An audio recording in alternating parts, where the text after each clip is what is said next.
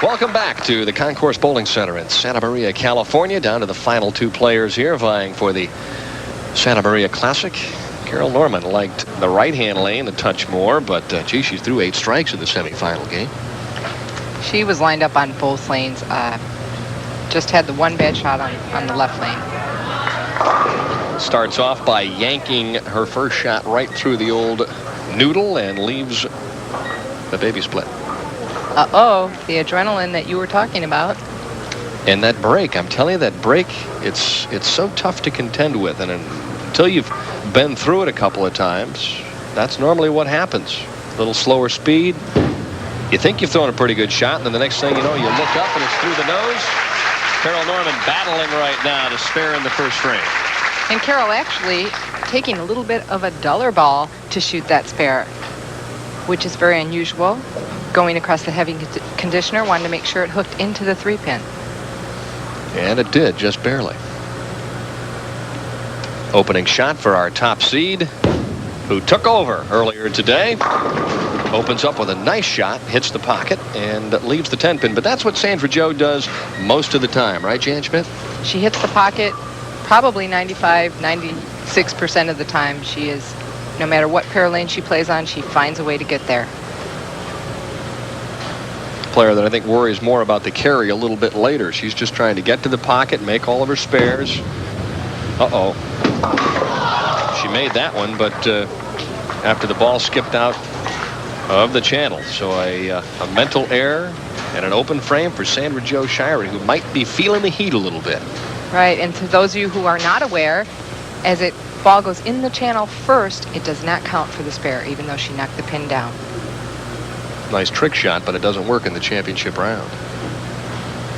Tough start for Sandra Jo. Let's see if she can come back from adversity. And she does. A very nice shot. Has to be a little aggravated with herself to come out and give anything away in a title match.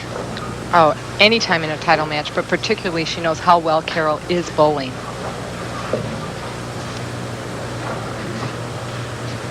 And Sandra Jo has decided to play a much tighter line in around the 12th board, going out to about 10. Well, I like that reaction. Ball hooks back. Not playing around too much with crossing too many boards.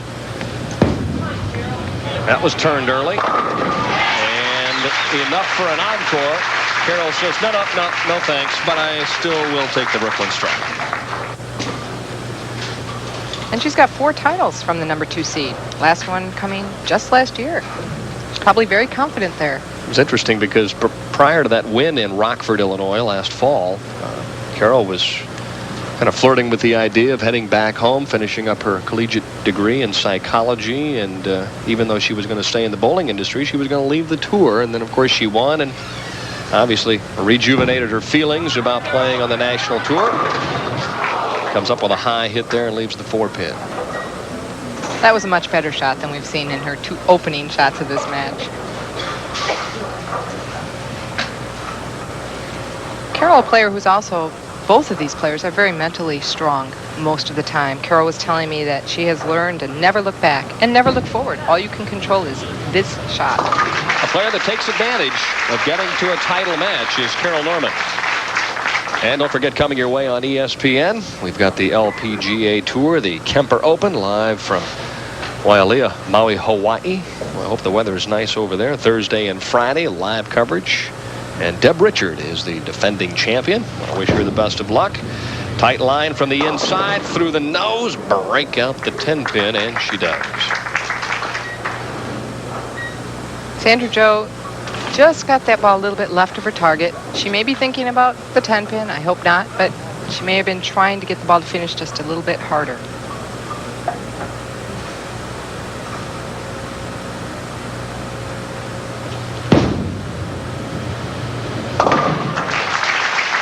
Spare up in the 3rd for Sandra Jo, and she's down by 11.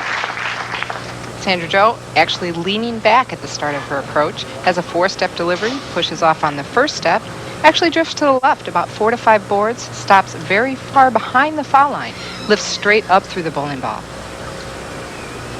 So instead of the lane being 60 feet for her, it's about 62. She said she didn't know when she started doing that or why. I know, I asked her about it a couple of years ago. because it is a bit of an oddity. I mean, she's not really sliding to begin with, but she's 2 feet behind the line. She told me that when she tries to move up on the approach, if she moves up 6 inches, she may get 1 inch closer, but she never gets close to that line. She just slows her feet down.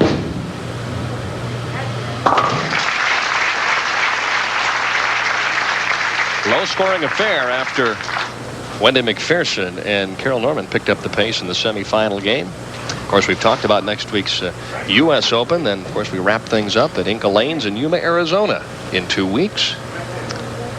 Yeah, there's a good look at next week's United States Open, the most prestigious event in women's professional bowling. What's nice about that event is the fact that the AMs from all over the country get a chance to go out and do battle with the best professional players. And there's some great amateurs that come out, the best from all around. It's really exciting to be able to bowl with the amateurs, and I'm sure for them to bowl with the professionals. Anne-Marie Dugan, the current United States Open champion, and boy, she had a great start to 1992. Already with a victory and 2 other championship round appearances, and she finished in the top 24 this week, so it would be a safe bet to make her one of the favorites next week in Fountain Valley. More room and another fortunate break in terms of carry. Boy, Carol Norman has kind of sprayed it, but she ends up smelling like a rose every single time. Well, after she pulled those opening shots, she's just trying to make sure now that she doesn't wind up on the nose, doesn't give anything away with a big split. Have some dead wood on lane 35 in the left-hand channel. And if there's any possibility of that dead wood affecting the shot, it has to be removed before the player makes that shot. All right, time to get Captain Hook out. No, we're not talking about Robin Williams or anybody else.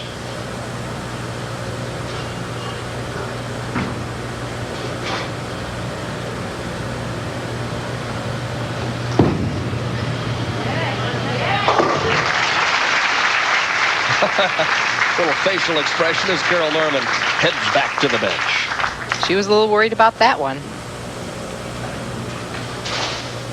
12-pin lead for Carol Norman. Sandra Jo Shiery has lost her last 5 matches in the championship round. That's a streak that she wants to see come to an end here this evening in Santa Maria.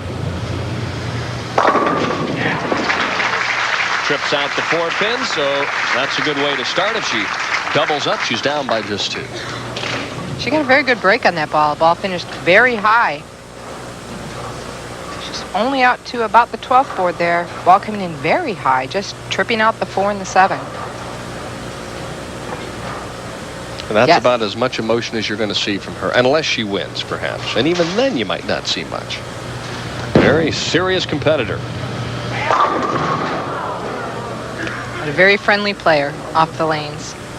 Good hit there, and I'm going to throw something out here. When she gets a little bit further inside, does her carry percentage begin to drop?